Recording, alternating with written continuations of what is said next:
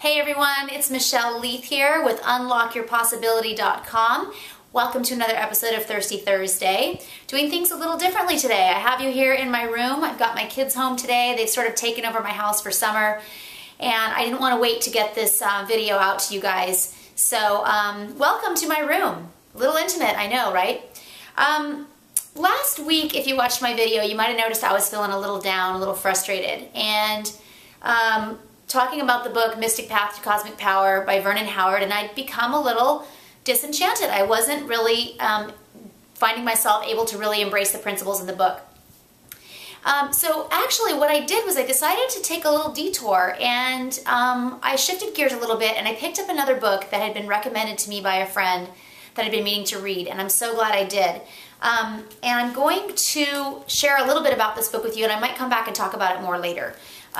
This is a book called Eating in the Light of the Moon, and it was recommended to me because of my personal experience with eating disorders. And although the book talks a lot about some of the underlying causes beneath eating disorders and some really revolutionary ways of looking at it, it's a book that I would highly recommend to anyone. If you are a woman living in our culture, if you've ever had any kind of problem with disordered eating, struggled with your weight, your body image, felt that like you need to lose 5 or 10 pounds to make you happy, if you have a daughter, a friend, if you've ever eaten at all as a woman, I highly recommend this book.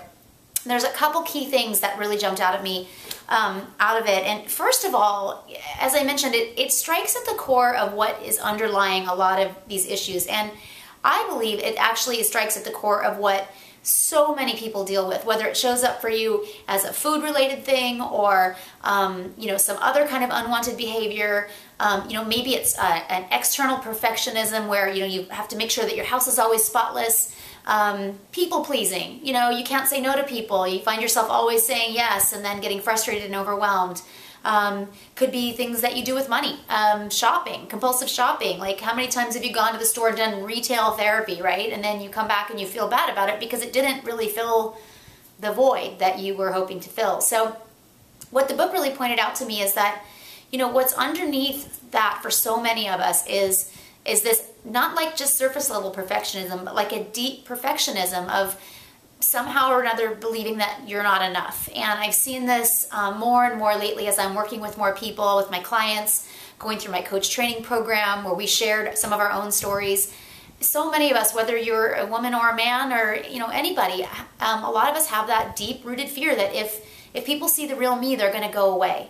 And so it really brought that to light in a really beautiful way. And the other thing that I thought was pretty cool in the book is that it points out a lot of really powerful ideas about how, as a culture as a whole, and as kind of a collective consciousness, we've really been sort of burying and pushing away the feminine side of things.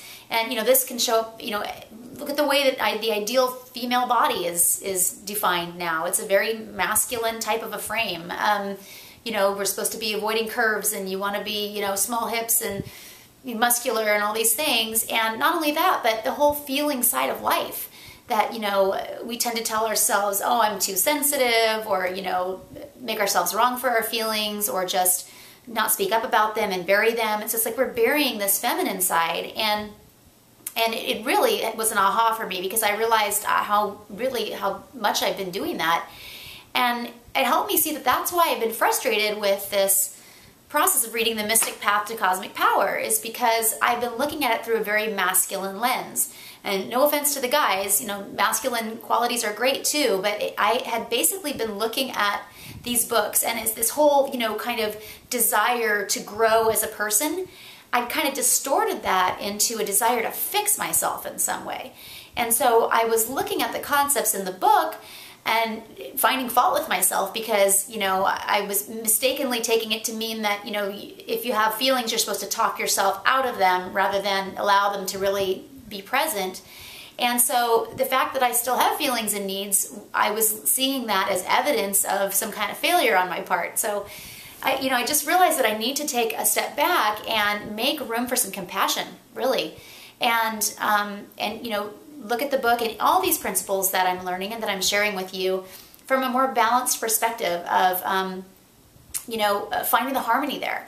So the other thing that it reminded me of is something that I knew, something that I learned already when I was a new mother.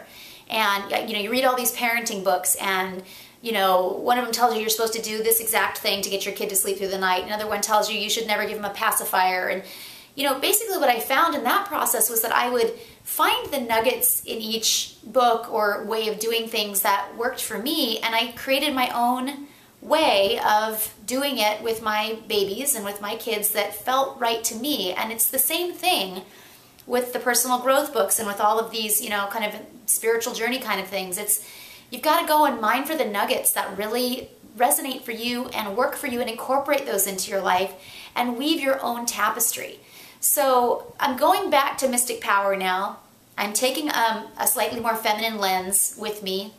I'm already starting to see some cool new things jump out of the book. Like, I would have read a whole page, and seen it one way, and now I'm seeing other parts of it, other, powerful phrases and things that I wasn't seeing before. So it's really cool. So I'll come back to that next week and continue to share.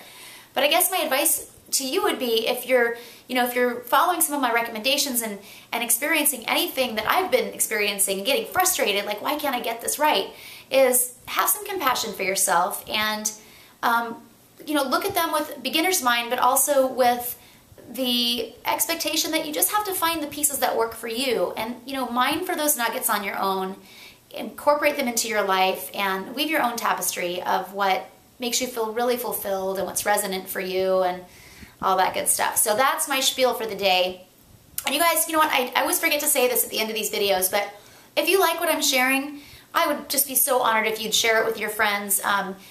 Actually, you know what, go to my website, go to unlockyourpossibility.com today and download my free report on the 3 possibility bandits that are hijacking your happiness. It's totally free. It's something that I wrote, and it will really shed some light for you on what is getting in the way between you and what's really possible for you. It might change the way you think more dramatically than you would expect. So go get that, totally free. And the other thing is, if you haven't done so already, please like my Facebook page and suggest it to your friends, because beyond these Thirsty Thursdays, I share stuff all throughout the week of what I'm learning and things to inspire you and motivate you and help you grow and help you start to really tap into what's truly possible for you too. So anyway, thanks for watching. No drink today. I'm going out of town tomorrow. I've got errands to do. Just kind of trying to get this done quick because I didn't want to miss you guys this week. And so hey, I'm dry. I'm dry today. But you guys, you should raise a glass and cheers to your possibilities. And I'll see you next week. Take care. Bye.